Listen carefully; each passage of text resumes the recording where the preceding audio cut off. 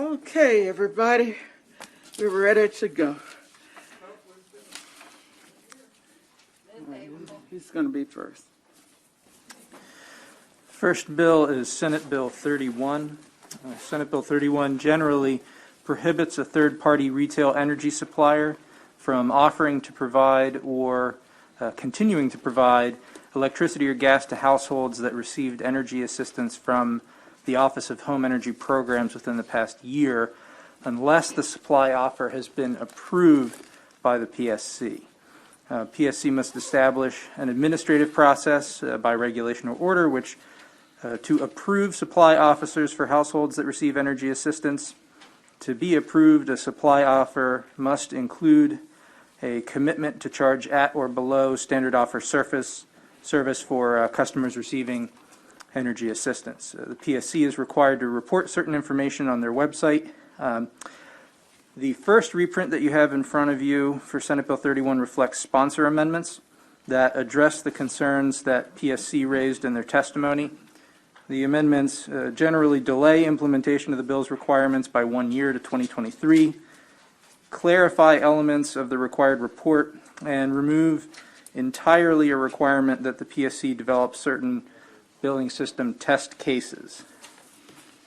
There is a second reprint that reflects amendments proposed by Senator Klausmeier, which strikes the bill in its entirety and substitutes a new program that prohibits an electricity or gas supplier from charging an early termination fee to a customer who receives energy assistance, and requires the PSC to adopt regulations that principally do four things.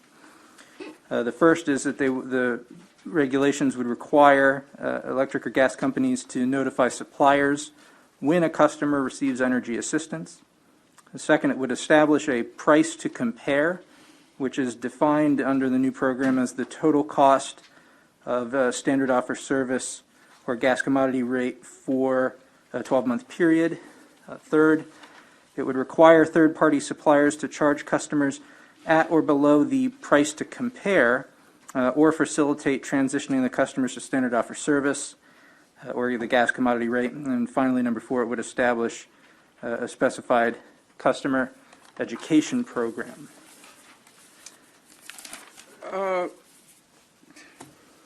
You did say she was seeking sponsor amendments to the version that you had worked with her on?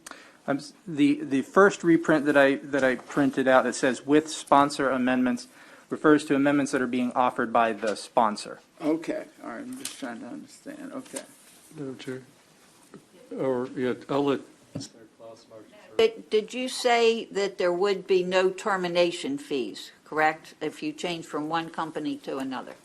That's correct. Okay, I think that's very important part of the whole thing too. So, but I think you pretty well said what the amendment really does. So, yes, with your amendment right, would make it so that there be no termination. PSC, said it was awesome or something like that. So they don't have a problem with the amendment.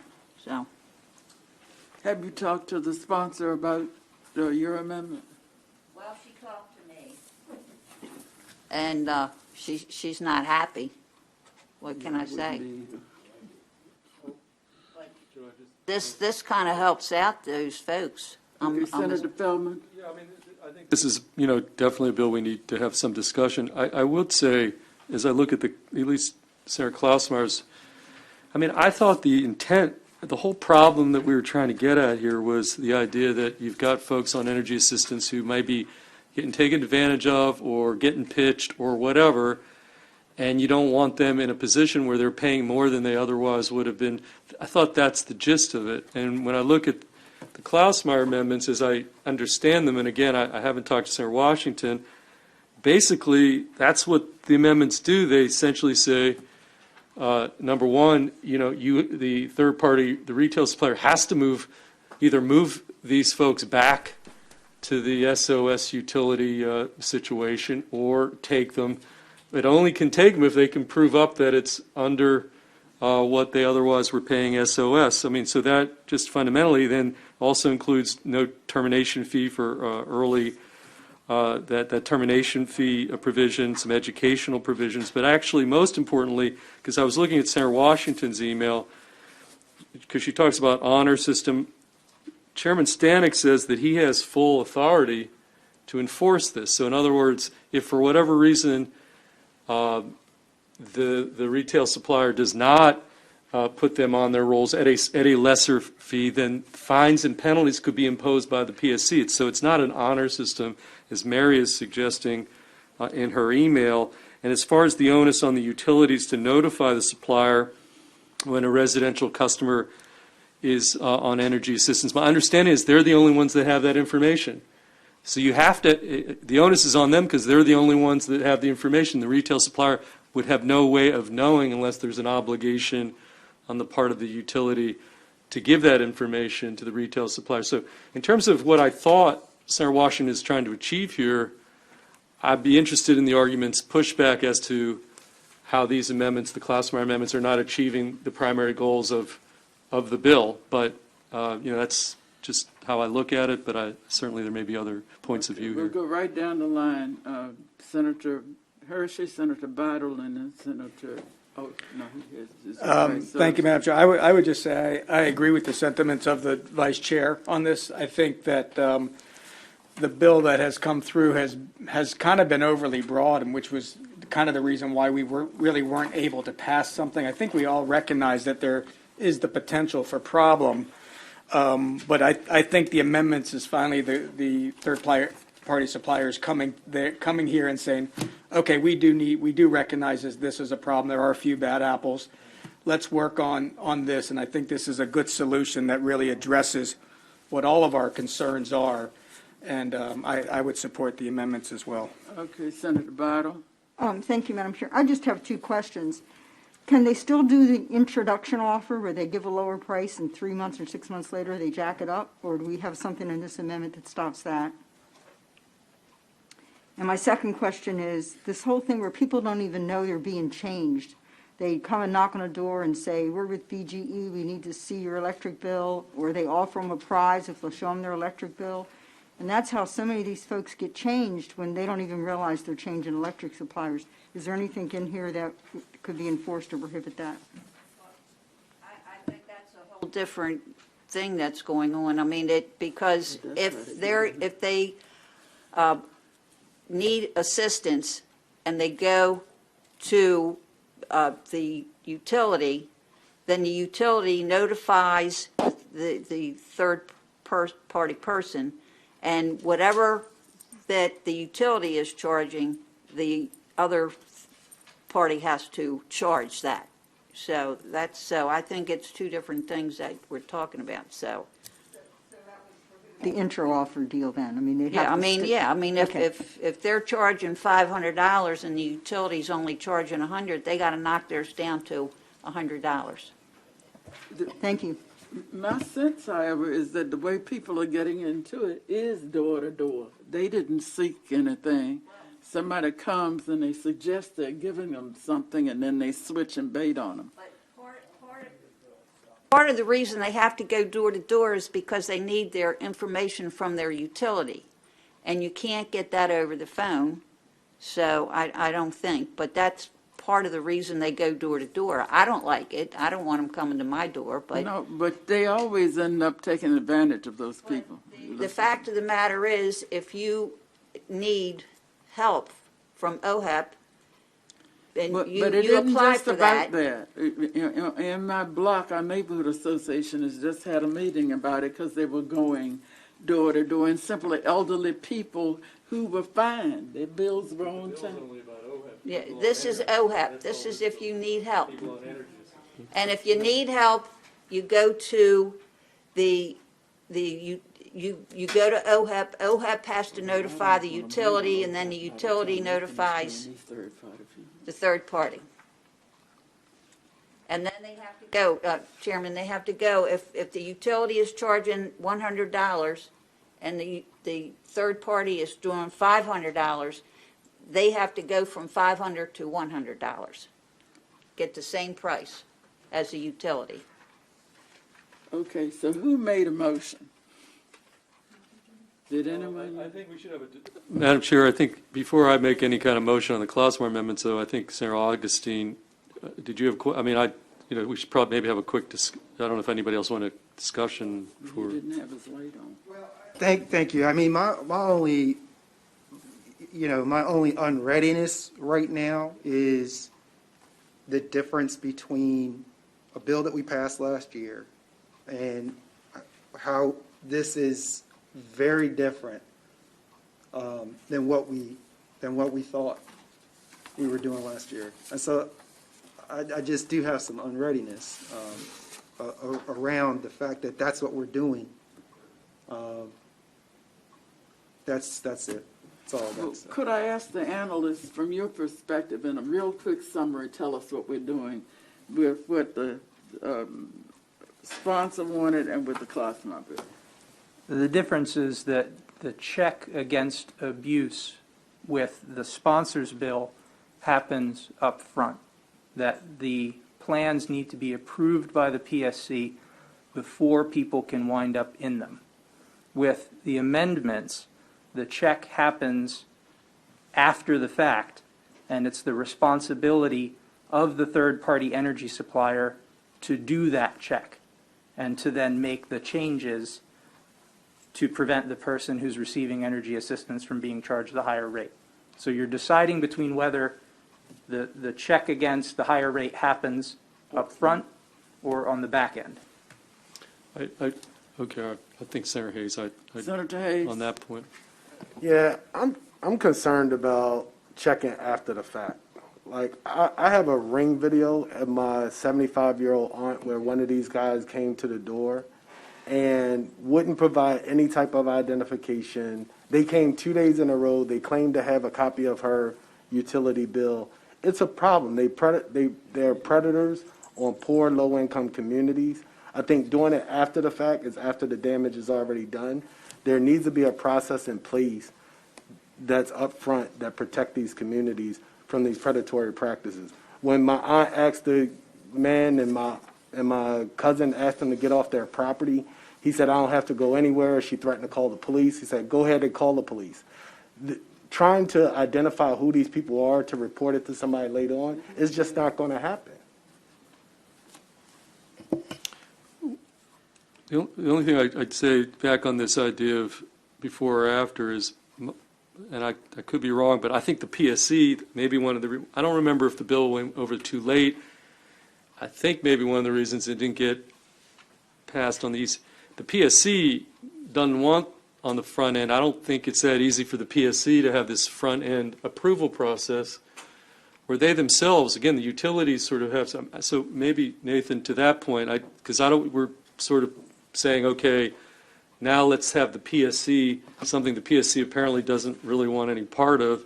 They're happy to enforce if somebody puts somebody in that's not below SOS, but this whole obligation on the front end to have some kind of a big apparatus, I think there was pushback on that, but I don't want to misstate what is my recollection. Okay, correct- Senator Reedy and then Senator Hershey. I had an answer to okay. Senator Feldman's question, which is that as originally introduced, the PSC was unfavorable. I'm told that with the sponsors' amendments that address each of the concerns that PSC listed in their written testimony, that the PSC is now officially neutral.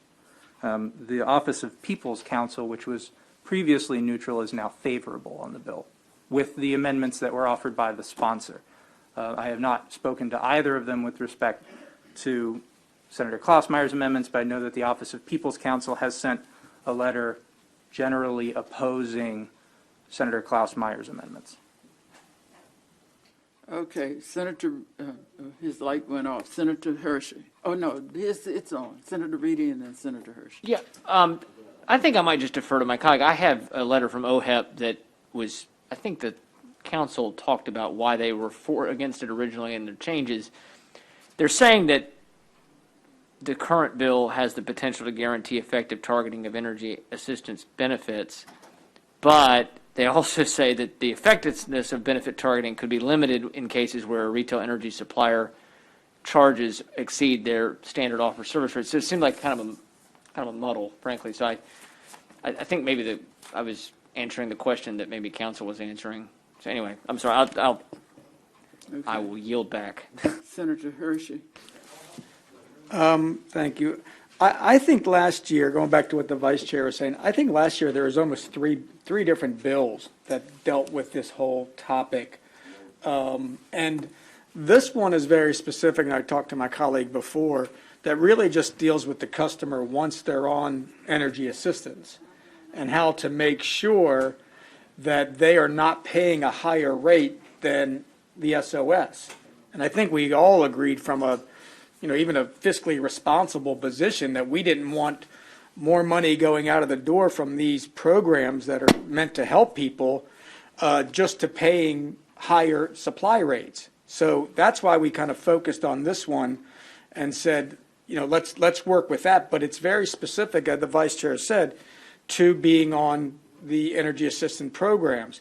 The other comments that are being brought up are very real as far as, the knocking on the doors and soliciting of this. But, part of that is that we've, deregulated that side. And, we have customer choice. And if there needs to be some regulations on how they can go out and solicit business, I think that's in a different piece of legislation. Okay, so yes. That's what I was just going to back up what Senator Hershey just said, that this is about the SOS and the third party and who's charging more. And at this point, it's not about knocking on doors. It's not about calling people. It's not about signing up for anything. Then the damage is done. So then it's time to move on. If you don't have the money to pay for it, you go to OHEP, that's where you're going to get your help. All right, is somebody making a motion to do something different? I do, for my amendment. Okay, we got a motion and a second.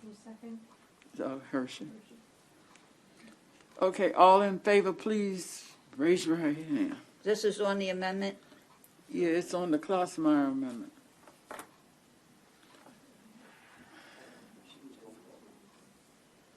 What is that? I don't know. You know what? I'm not going to vote for that. All right, let's see your hands. All right, let's just do a roll call.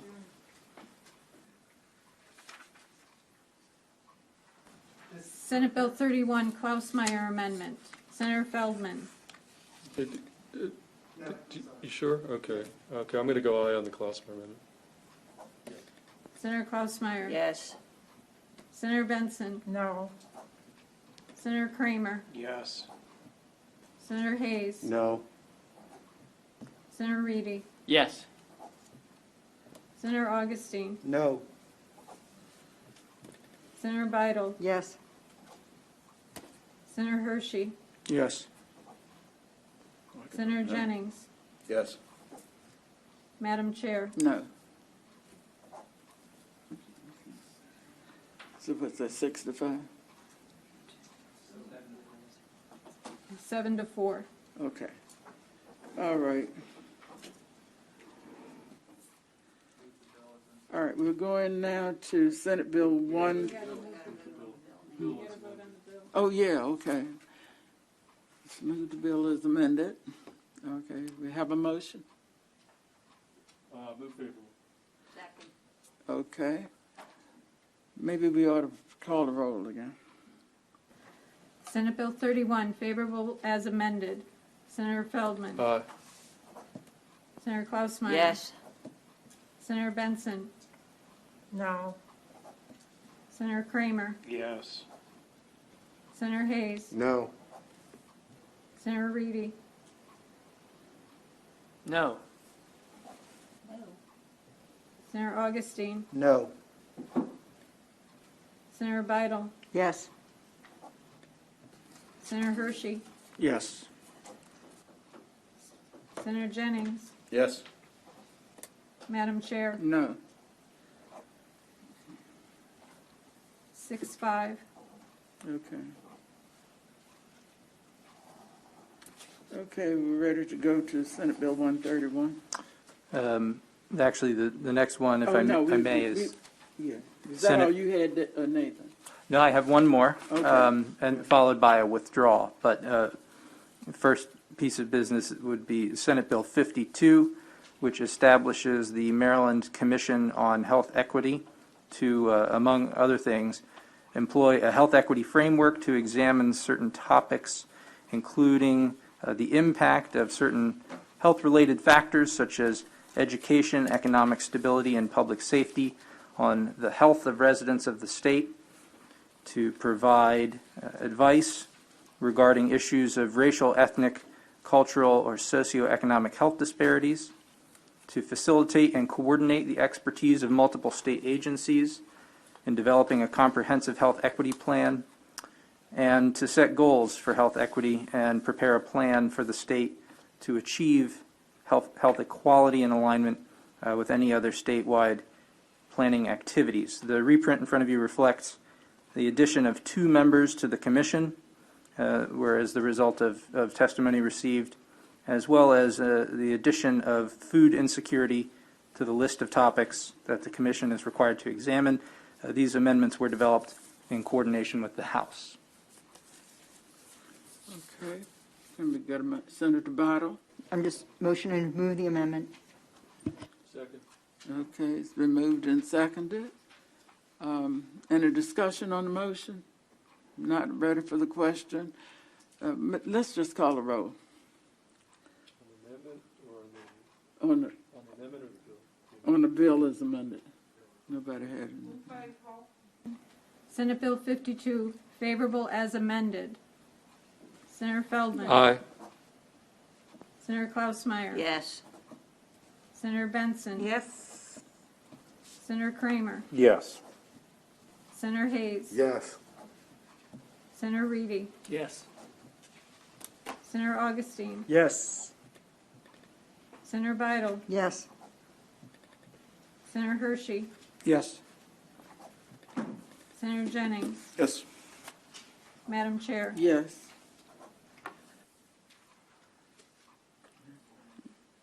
All right, we're going. The last item from me is a withdrawal request from Senator Feldman related to Senate Bill 90, Electric Facilities Study and Procedures. Okay. Well, it's performer. He's just withdrawing something. So. All in favor, just raise your hand. The sponsor is withdrawing it. Okay. Okay. Where are we now? David, are you on now? Oh, Patrick, okay. Okay, the next bill is Senate Bill 458. This is the Senator Feldman's bill that was heard last week. This is the bill that makes changes to the insurance law that governs delinquency proceedings for insurance companies that are in financial distress. It changes procedures specifically for the Federal Home Loan Bank of Atlanta by giving this bank expedited access to collateral in these proceedings and limiting the circumstances in which a receiver can seek to void transactions made in connection with the secured loan or security agreement of the bank. Specifically, the bill allows more expedited access to collateral by allowing the bank to exercise its contractual rights 14 days after the date of the receivership filing. It also limits the circumstances in which a receiver can seek to void transactions and clawback payments made by an insurance company in connection with a Federal Home Loan Bank secured loan or security agreement by providing that such transfers are only voidable if made to hinder, delay, or defraud the insurer, receiver, or existing or future creditors. There was no opposition. There was no amendment. Just to refresh everybody. So there was no opposition, but beyond that, the insurance companies themselves, who would be subject to these, themselves support the bill because by allowing, making these changes, they're going to actually have better access to better collateral credit terms on par with banks and credit unions. Right now, they're in a less preferable position relative to under kind of a quirk in our law. So again, no opposition, but the actual folks most affected. So this is actually good from a liquidity standpoint for the ecosystem. So again, no opposition, but Okay. in a nutshell. You got a motion? Okay. Need a second? Second. Oh, okay, it's been moved and seconded. This seems pretty cut and dry. You want to just raise your hands? Everybody raise your hands if you're in favor. Okay. Is that unanimous? Is it? Okay. Okay. Okay, David. I have one additional bill it's not on the list. It's a withdrawn bill. I have a letter from Senator West. This is Senate Bill 465. It was heard last week. It relates to Medicaid and dental providers and dental students and reimbursement. He's withdrawing. He submitted a letter requesting withdrawal of the bill. Okay. Well, we're not going to fight with the, so that's unanimous. Is that okay? Okay. Everybody who's in favor of the sponsor's right to withdraw his bill, just raise your hand. Okay. Okay. Thanks. Okay. And David, you? Mm-hmm. Okay. Okay, the first bill is Senate Bill 131. This was brought up last week and was held. What it does is it further specifies who should be on the Maryland Apprenticeship and Training Council. There was an amendment offered from the sponsor. You should have a reprint in front of you. And if you go to page 2 of the reprint, you'll see the original bill, which would say that in addition to the council reflecting the geographic, racial, ethnic, cultural, and gender diversity of the state, and include representatives who are individual with disabilities. It also should include individuals who are Black and Latino. There's also another group, and this is the amendment offered by the sponsor, that are consultants to the council, and it has the same diversity language that applies to the council itself. And the sponsor would like that additional phrase added at the end of their individuals who are Black and Latino. Okay, it's been moved and seconded. Who seconded? Okay, Senator Augustine. All in favor? Please raise your hands. Okay. Oh, Senator Reedy. Can I my question about this amendment is, we're already saying it has to reflect the racial and geographic diversity, right? I mean, it's already in the law, or it's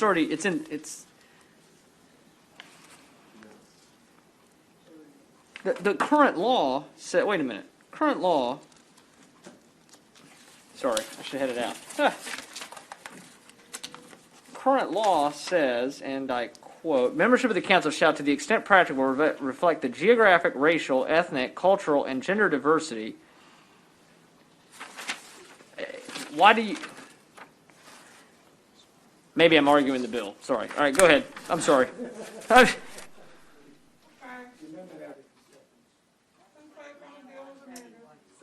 Was everybody for the amendment? Well, we didn't take, I think just Senator Reedy talked before we voted on the amendment. That's what I wanted to talk about. Yeah. So the amendment that was before us and it was seconded, if you raise your hand if you're okay with that. Okay. Okay. Is anybody opposed? So who's opposed to the amendment? Okay. No one? Okay. Okay. On the bill as amended, all in favor, please raise your Well, I hand. have a question about the bill. Okay. My comment, I was looking at the bill like it was the amendment. That was my problem, and I apologize. But I guess I was listening to the hearing, but I still don't quite understand. If we already say the membership of the council in current law shall, to the extent practicable, reflect the geographic, racial, ethnic, cultural, and gender diversity of the state, and shall include representation, it adds in individuals with disabilities. Why do we need to specify two classes? Why do we need to specify Black and Latino? If the state Well, is diverse, we should already be doing that. So Well, why? It's technically, Senator Augustine. Oh, yeah, I said I can simply answer that, because we're not. And they're not Black and Latinos, and so that's why it's being more explicit in the language.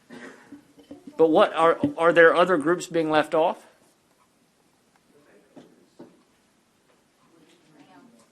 I mean, are they, I mean, so we're, is there anybody else we should add? The other language is more encompassing, like you said, but these groups are absolutely being left off.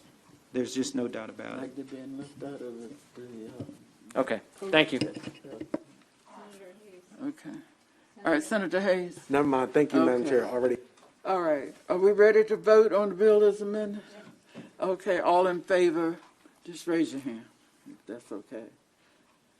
Okay, that looks unanimous. Those guys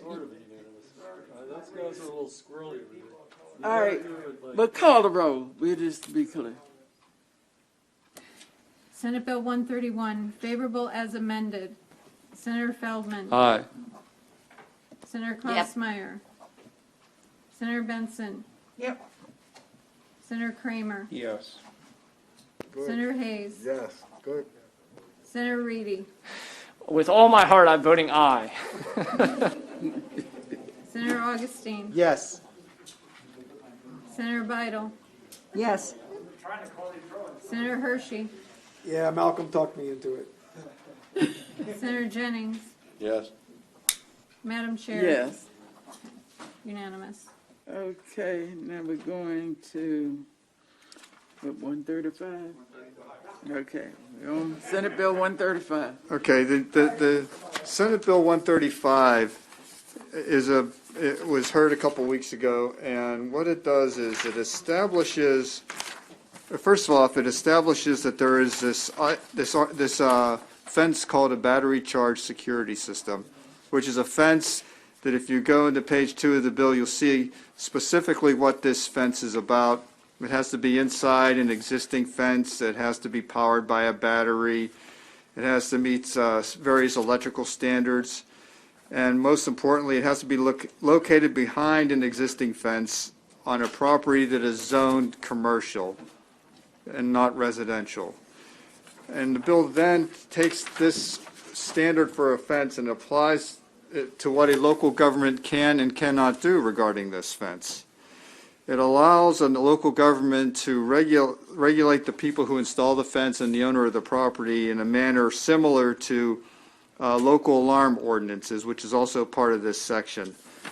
And it could require them to attain a permit or register for a local alarm system. And it also authorizes a local government to require the installer and the completion of this electric fence to submit an affidavit with various information about the fence. It also authorizes the local government to inspect the fence to make sure it's consistent with the affidavit and the information in the affidavit. It also authorizes the local government that if they're not in compliance with the requirements of the fence as described, then they could be cited by the local government. And what it also does is it says the local government can't impose any additional installation or operational requirements. Basically, it can't require any type of zoning permit or approval for this fence. And that's essentially what it does. It says they can apply existing criteria for battery or for local alarm systems, but it can't apply any type of zoning criteria for the installation of this fence. Okay, Senator Augustine? Thank you, Madam Chair. I have 8 municipalities in my jurisdiction, and usurping the local authority for one company from North Carolina, I just really have a real problem with. I mean, the fence that they're talking about as well is taller than an existing fence, and it removes the ability of the locals to control what they're doing. And I just think that this is just really we're going awfully deep down into local authority on this. Okay, anyone else? All right, does somebody have a motion? Senator Reedy? I just want to say, I thought it's a persuasive argument, though, that this is not a fence in like a structure. It's a security feature inside a fence line.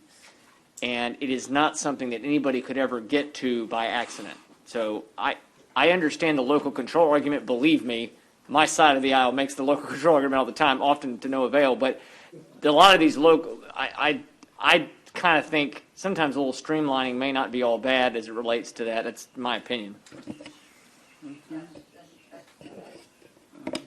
No, it's Senator Crossman. it's behind the existing fence. The fence is already permitted to be there, so I don't see any problem with that. It's only a 12-volt battery, and that's not going to really hurt anyone if they would get behind there. And I don't know if it matters, but it did pass out of ECM, so. Do we have a motion? Senator Augustine. Okay. All in favor, or let's call a roll, maybe. Senator Augustine has a question. Okay. That way he can be on record against it if he needs to be. I'm sorry, I did it actually, I'm sorry. Yeah, I'm sorry. Just it is important to note, again, MML, MACO, all these folks are against this, okay? And secondarily, while it is inside, it is taller than existing fences, so people can see it. It does have an impact on the view shed, which is, again, a part of the local ordinance. And so I'm just sharing with you all that it is taller. I mean, it does impact local ordinance. Okay, Senator Feldman. I would just make one thing, and so I totally acknowledge MACO and MML is opposed. On the other hand, I would say, historically, they're always going to be opposed to anything that is the state. I mean, that's a philosophical. What we don't see here, which usually when the locals are really perturbed, is separate letters of opposition. Now, we did get Baltimore City, but we didn't get Prince George's County weighing in on this. Didn't seem to care. Didn't make the cut. Montgomery County. I'm just making a kind of a broad point. MML, MACO, again, philosophically, are always going to submit fairly generic. This is infringing upon. I'm not. But you don't see the backup from the actual individual municipalities or counties, which you tend to see when this is actually a problem they care about. So it's just kind of a general statement, but I hear you. Okay, Senator Hayes. I'm sorry, whose bill was this?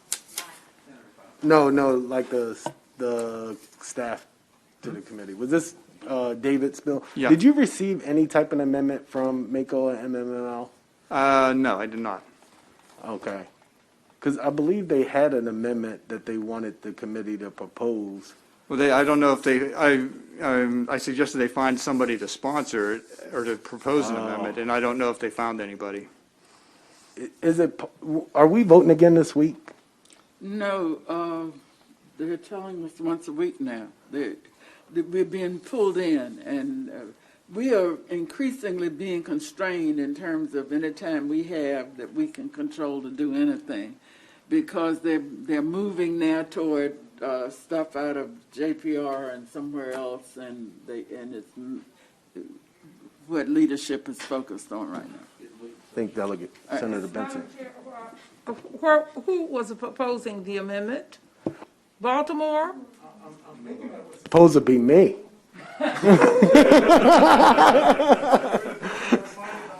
I thought they was just giving it to me to have when we came here. I didn't realize you wouldn't accept it. I didn't. Nothing was sent to me. I didn't have anything. Oh God! Can we hold this bill till next week just for the committee to consider the amendment? Okay. But I'm telling you, my sense is that I think they don't expect a lot more to pass anywhere except in one or two places. I can't swear on it, but that's the sense I'm getting. Be real transparent. Like, even if we had the amendment, I don't think that I'm going to vote for it. I think the bill is fine the way it is, but I kind of feel a little guilty that I didn't at least present it to the committee for their consideration.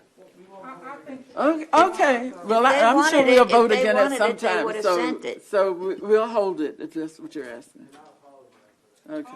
Senator Reed, your light's on. It was on because I had a comment, but it seems like if the bill's been held, I'm just glad to know the hold rules are back in place. That's Okay. great. Thank you, Madam Chair. I don't want to be a broken record back to Senator Augustine. But then, yet again, if it was something MACO or MML truly felt that strongly about, I suspect they might have, I don't know, contacted somebody on the committee with a, usually they don't just oppose philosophical, they tend to at least float an idea or an amendment. Again, I don't want to belabor the point, but this sort of maybe speaks to the point I made earlier, but. Due respect, they did apparently try to contact Okay. Senator But Hayes. since we're not going to vote on this for tonight, we're holding it, okay? For the next time we do get a chance to vote, okay? The next one, Senator, is going to be held also at the request. Yeah, 299? Senator Carter, okay. Yeah.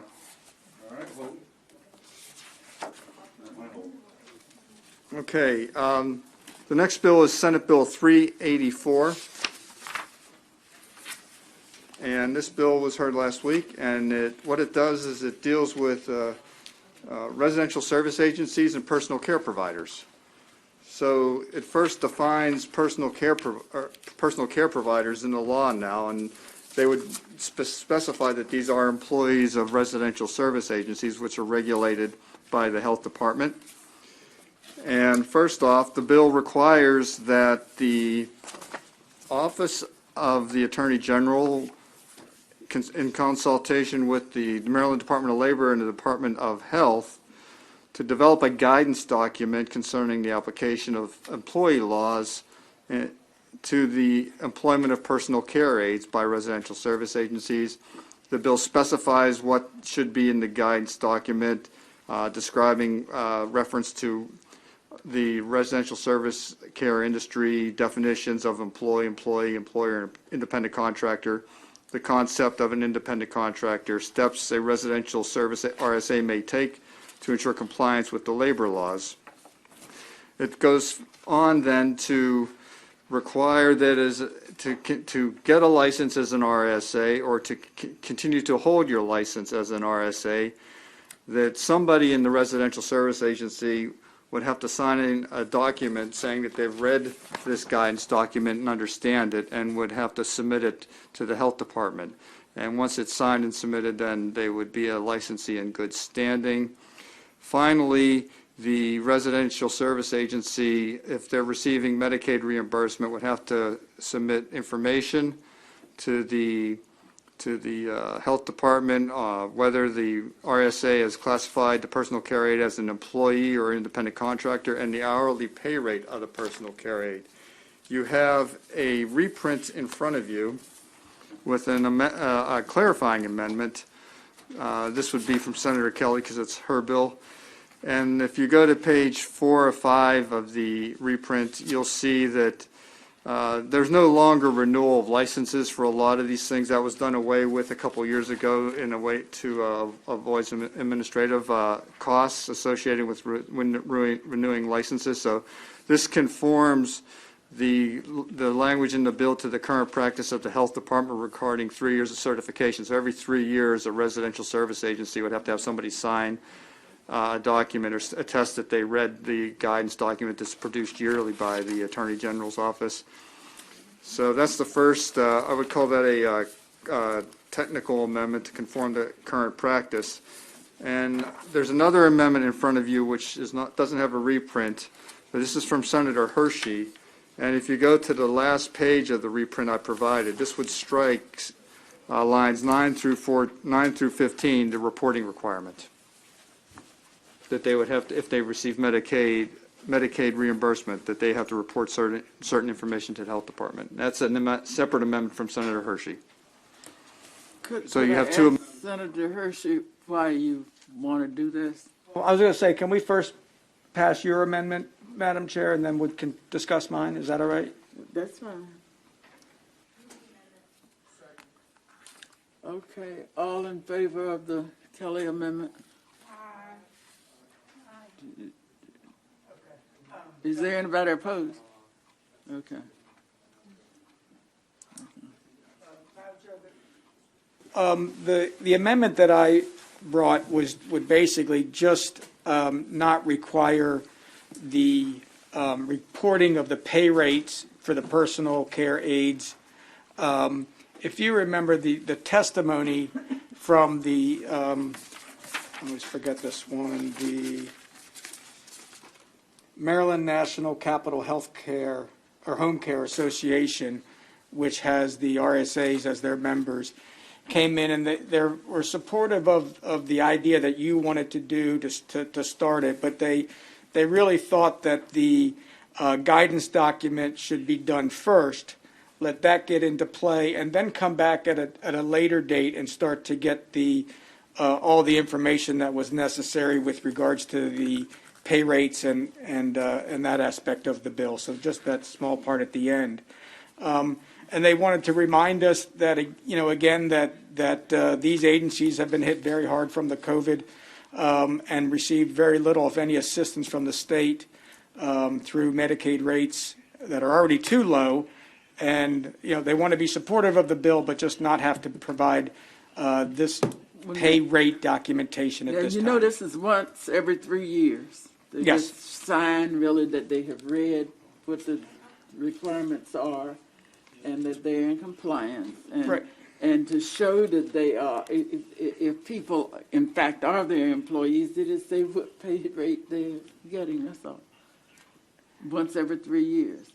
Again, It really is a big problem. I'm using an agency right now for my husband's care while I'm here. Right. And I've been through several of the agencies, and a lot of them are lying that people are independent contractors and they're controlling everything. But that's really all this to get at. But it's only once every 3 years, and there's no auditing them or anything. It's just that you I guess I did talk today to, actually, he was I think your top guy, Mr. Rodwin, David Rodwin, testified at the hearing. And he made the point, he felt strongly that this reporting requirement was hugely important and that we, I'm just for the benefit of the committee, since we're talking about witnesses, and he was your designated guy, that he thought this was extremely important to keep in. And to your point, the burden here just seems this isn't exactly on par with other things that we're contemplating here in the committee in terms of burden, every 3 years to give kind of relevant information in a problem space seems, again, minimal to me. But so I don't think I would support taking that language out. That's just me speaking. Senator Hershey. I was just saying, looking back at this, I think that we just wanted to keep the reporting of the pay rate out. The guidance is every 3 years, but they wanted to see that guidance come in first, and then, based on that information, figure out really how to do the classification of employees and the pay rate. And that's why they suggested. Okay, well, if they, leaving that part. that's a pretty simple thing to put down. This person, your employee, and what is the pay rate, and you do it once every 3 years. If you don't put down something, it's nothing if they were to find out that the people were being mistreated and misclassified. And in fact, we're not independent contractors, and is nothing you can hold them to because they didn't have to put down anything to show that they understood the difference. So is the pay rate reporting every 3 years as well then? Huh? Is the reporting on the pay rates every 3 years as well? There's just something once every 3 years. It's Once every nothing 3 every years. year. Okay. All right, then, based on your comments, I'll withdraw that and appreciate it. go back to Thank you. Okay, if you, all right. Okay. Okay, all in favor, please raise your hand. Okay, I appreciate it. Thank you. Okay. What else we got, David? Did you vote the bill or Yeah, the amendments? that's what we just Yeah, okay, all right. Okay, the next bill is Senate Bill 473. This adds us an additional reason. There's already a law in the books it's called the Flexible Leave Act, which was passed several years ago. And what that does is if you offer paid leave to an employee, it specifies that you can use that an employee can use that leave for an illness in the immediate family. This takes that and also specifies that you can use it for purposes of bereavement leave for a member of the immediate family. So right now, under the law, if somebody's sick, you can, and you request that an employer should, and they have a paid leave program, they can allow you to use it for the illness of the family. This says that you can use your paid leave for bereavement leave also. There's a slight difference here from the bill that was here last year, or the bill that came from the House last year, because it would have limited the bereavement leave to a child under 18 years of age. So some of the language in the bill reflects the fact that some children are over 18 when they pass. So the parent could use bereavement leave for any child they have, rather than just somebody under 18 years of age.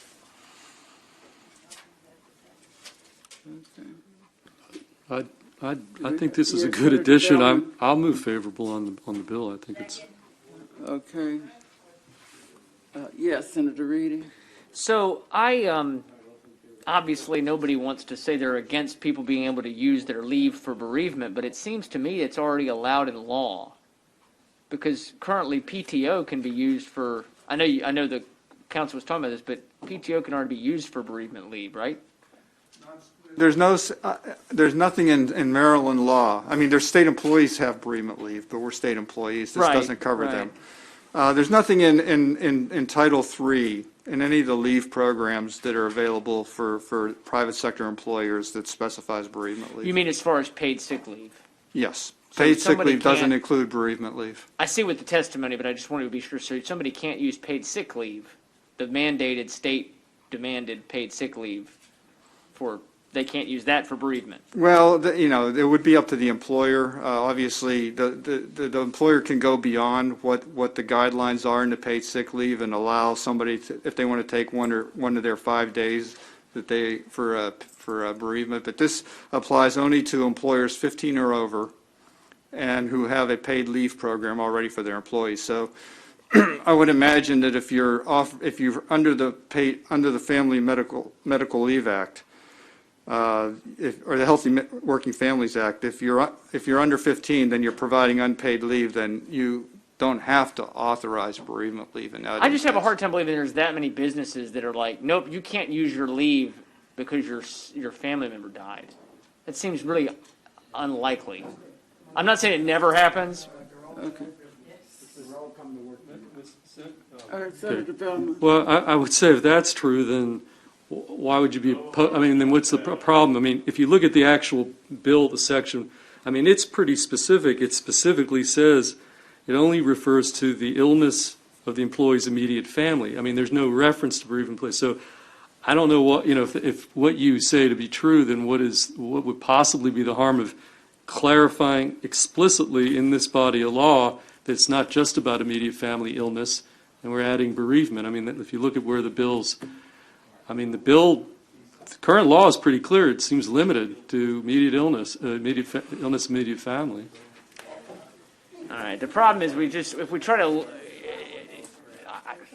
I feel like I've gotten a broken record. I feel like we're adding things into the code that are very specific. I don't know. I just kind of, all right. Unless you think illness is the same as bereavement, I mean, I would say that those are capturing very different reasons for taking leave. Fair enough. Okay. Are you?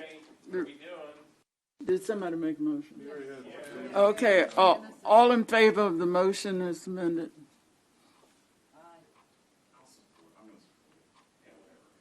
Okay, that looks like it's everybody. Did you? Okay. You okay? Talking to me? Uh-huh. I have nothing to say. Okay. I used my question for the month earlier today. Come on. Say something. I was worried about just this, that it went on and on. I was worried too, Madam Chair. Senator Klossman. Madam Chair, I hate to bring this up because it's going to be a discussion, but I did hold my hydro bill today again because Senator Huff wanted to put his amendment on to make incinerators second tier, and then Senator from Western Maryland wanted to put hydro in Tier 1, so everybody wants to throw amendments on the bill. So I held it, thinking that we could get together and talk about it. So I know the hour is late, and if you want, I can either hold it again tomorrow, or I can just refer it back to here. What is your and- pleasure, colleagues? This is one last issue we've got before us. Do you? No, I mean, I don't appreciate them screwing with my bill. My bill's being held hostage, but I don't know what else to do. And I can bring it back here, or we can look at other bills that have some kind of tiers in it and everything else. I don't know what to do, because because there were a lot of people that were really upset that they had to vote against it. Okay, Senator Augustine? Yeah, I would say I'm really disappointed with the situation, but I think that we should do what we talked about before. And I'm sorry, I really am, but I think we should bring it back to the committee. I mean, that's what we talked about as being a strategy.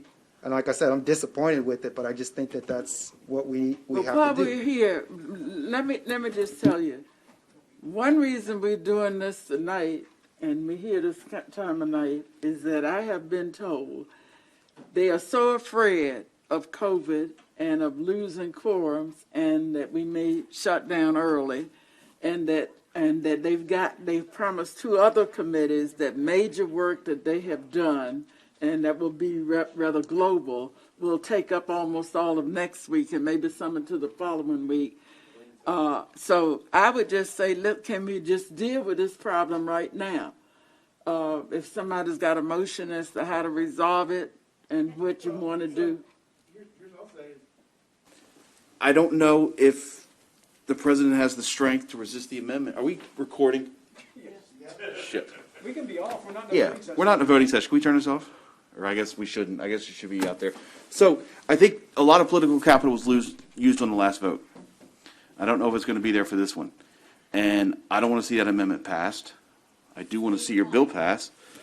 But I think Malcolm might be right. I mean, Bring it back, and what Jake has told me, let's bring it back and see if we can figure out how to get somebody a win with the whole thing. I don't know. And Do you Senator Hershey, want to work with the analysts, or you want a work group, or what would you yeah, like? we'll to get a do? little work group going. Okay. I'd suggest the same thing, to pull it back. I think there's a few other minor RPS bills as well, and maybe it makes sense to do, if the committee wants to pass any of those other ones as well, to put it into one bill and then come back out, and then you only have to be supportive of that one more time. And if there is something else that happens, or if we get any kind of intel from the House on what they want to do or what they'd be willing to do with that bill, then that might help us with our decision as well. Well, Not that I want to do that with my bill. I want that bill to go away and go down the river, but. okay. No pun Senator intended. Feldman. And so I'm going to jump on board. I concur with the group here. I think we should bring the bill back and then potentially take whatever we have left put it into one. If we're going to have this fight again, it's got to be one more time. It can't be more than one time. And, and then in the meantime, maybe we can figure something out. So I would say, rather than special order tomorrow, you should move to recommit it back and, say that these a new issue. First of all, can I just say, when you do that, we have not dealt with, every time we've dealt with waste energy, when Senator Huff's, it's always been take it all out. We've never even dealt with this issue of Tier 1 to Tier 2, what the implications. So I think we, in good conscience, can bring it back to the committee on that basis. What's the bill number? I'll ask you to get up and move to recommit it. So, it breaks my heart to do it. That's all right. The but, vice chair I will get was up ready to- tomorrow and make a motion to recommit the bill to the committee, and then we will, and you, the vice chairs in this area, you all work together to get the work group together and to, I'm willing to work on that too, because I'm disappointed as well Okay. with the situation, but willing to work on a Okay. solution. 316. Okay. Okay, SB 316. And when we got it ready and we can vote it out of here, however, then we'll take it back to the floor. Is there anything else for the good of the order tonight? Did we get to everything? Thank you, everybody. Okay, thank you.